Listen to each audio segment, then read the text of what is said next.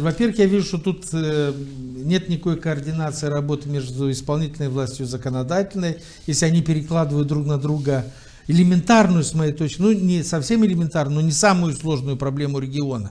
Тем более, что в Молдове уже есть решение этой проблемы. Тоже были недовольны, были протесты, но в общем, значит, нашли решение. Там люди не хотели нанимать бухгалтеров и так далее. Ну вот сказали, без бухгалтерского учета платишь один налог, это каждый может, значит, подсчитать, сколько это.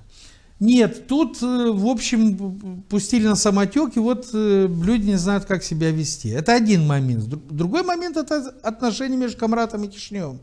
Если бы существовало это взаимодействие, диалог, я думаю, чтобы давно, значит, и людей здесь проинформировали, сказали, что вот есть общее решение для всей страны, по-моему, оно хорошее.